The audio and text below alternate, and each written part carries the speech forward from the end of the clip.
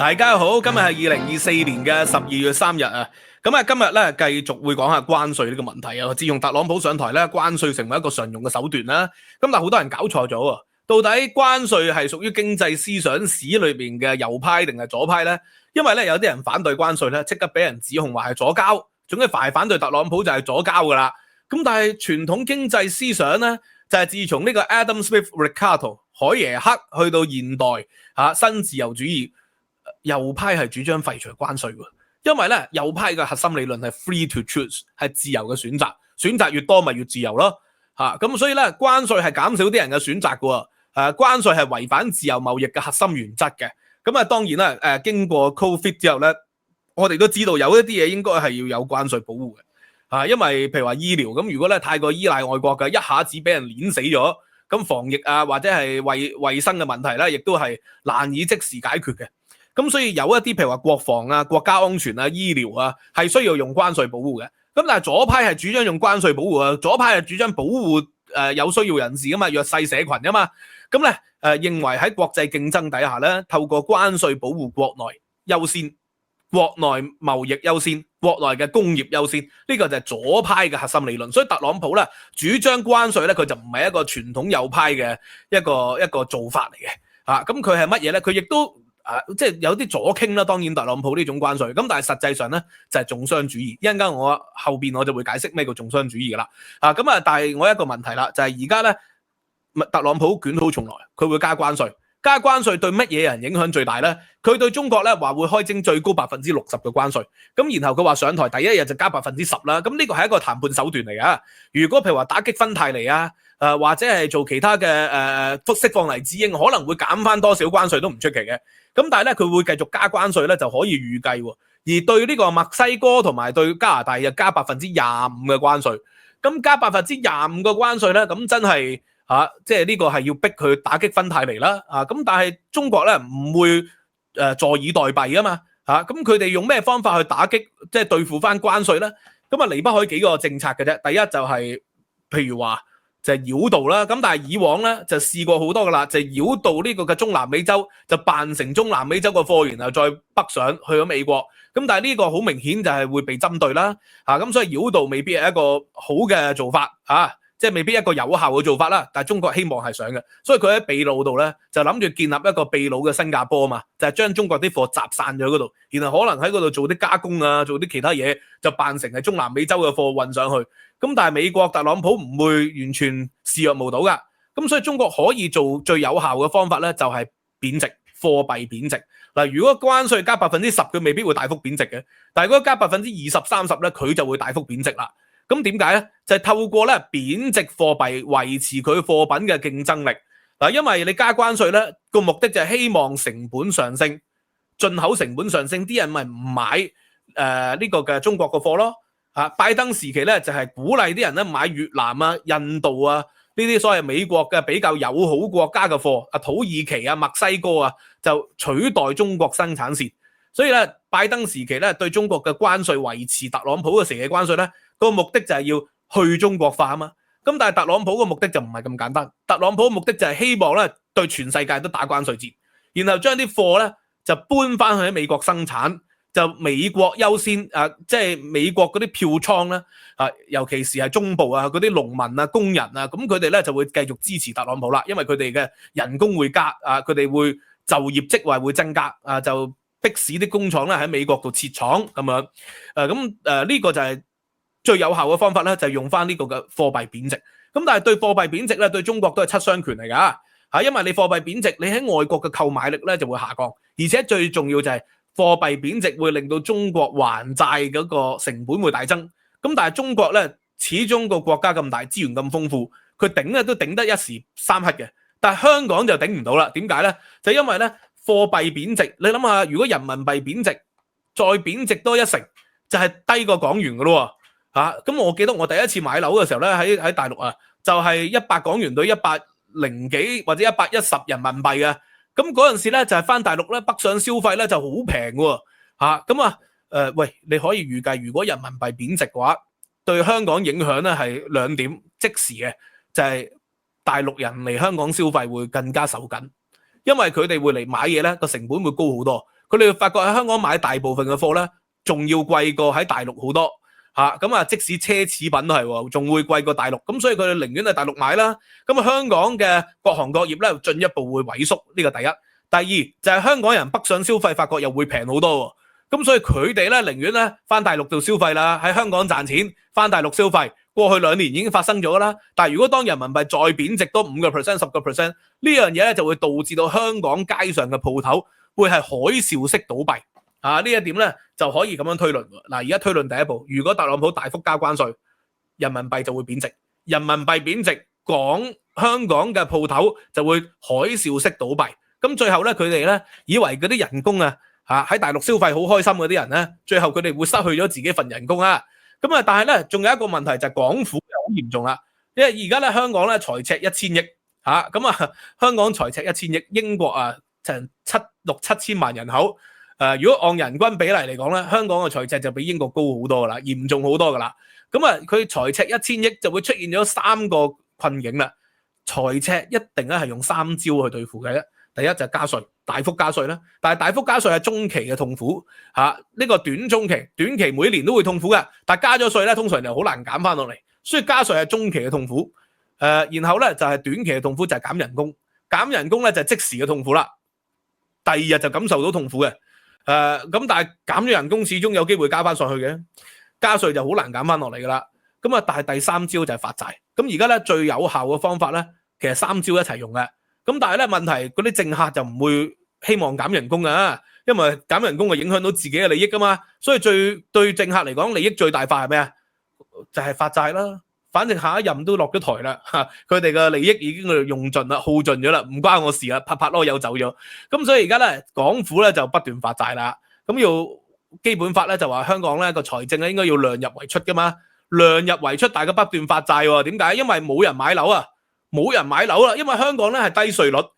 點解香港能夠維持到低稅率啊？比起新加坡低咁多稅啊？新加坡有消費稅，香港冇消費稅喎。新加坡有消費稅，就係因為新加坡咧有好多嘅財政開支咧係要透過消費稅去支付嘅，譬如話起公屋，嗰啲組屋就係要透過消費稅起付去補貼噶嘛。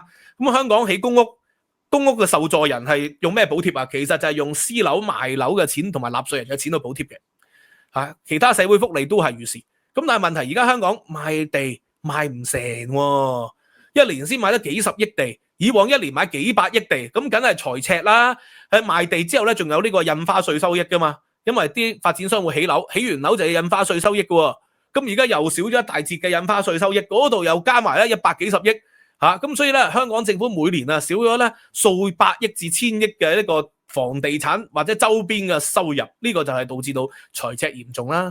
而家香港嘅地產商咧就係即係唔願意投地啦，就因為後市睇唔好嘛所以夏寶龍先咁緊張，叫晒啲地產商去深圳度傾，一齊叫佢投地，投呢個嘅新界東北發展計劃北部發都會圈，其實就係為咗要救香港政府嘅財赤。咁但係發展商唔係傻噶嘛，起樓之後會蝕本，咁佢哋起嚟做乜嘢咧？梗係唔起啊嘛。咁梗係唔想好似新世界咁樣喎，新世界面臨數百億嘅負債喎，咁好嚴重。咁所以咧，而家香港政府咧財赤有幾嚴重咧？2024至25咧就發債1200億，之後咧1350億，去到2028先減債縮到950億。咁今年還債200幾億，出年就400幾億，再之後就500幾億，去到咧27、28咧就達到1000億嘅債啦要還。咁即係。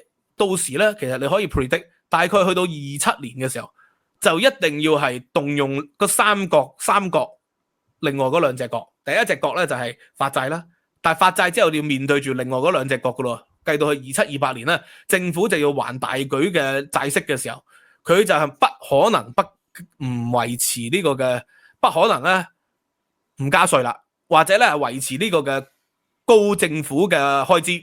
高政府開支主要係公務員人工啦、基建啦同埋社會福利喎，咁所以到時咧可以 predict 到27、28年香港政府嘅庫房咧就頂唔住，一定係要大幅 cut 人工同埋大幅加稅嘅。咁但係你大幅加稅，你加消費最好似新加坡咁樣，咁啲人咪唔嚟消費咯，咁啊更加進一步令到嗰個市場萎縮。新加坡你有消費稅，咁啊個選擇好少啊，因為新加坡人咧去呢個嘅馬來西亞消費，始終唔及呢個嘅香港人北上消費咁方便啊嘛。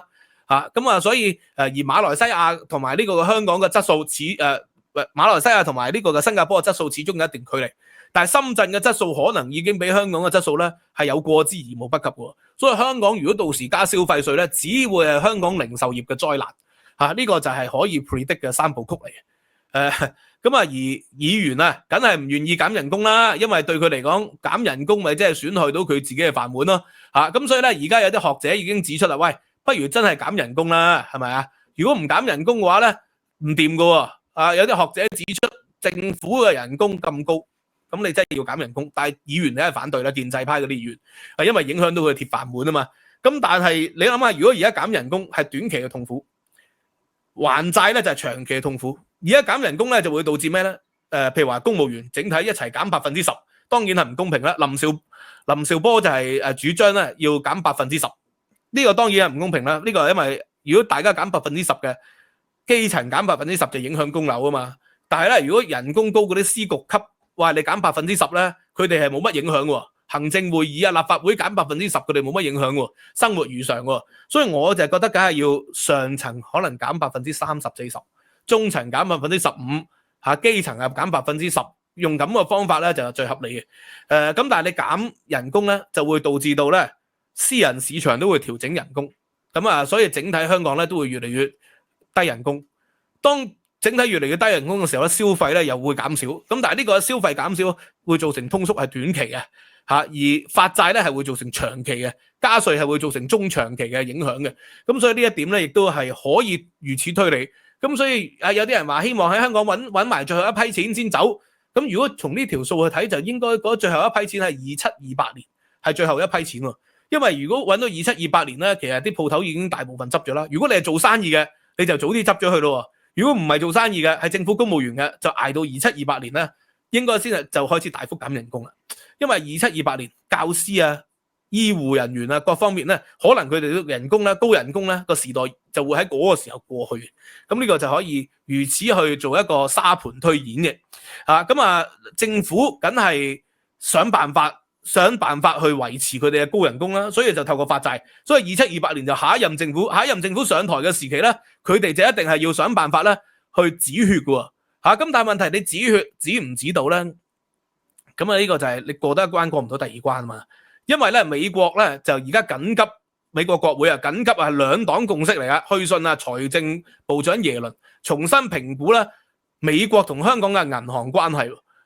因為香港國安法係過咗第一關，第二關咧就係中美衝突下嘅一個尷尬局面啦。呢個尷尬局面咧，台海戰爭可能係最後嘅核彈。咁但係咧中間仲有好多小嘅挫折噶嘛，就係而家咧就發覺呢幾年啊，國際有制裁俄羅斯，就以美國為首啊，制裁俄羅斯，歐洲啊制裁俄羅斯。咁你制裁俄羅斯咧，聯合國當然唔會制裁俄羅斯啦，因為中國同埋俄國係常任理事國嚟噶嘛。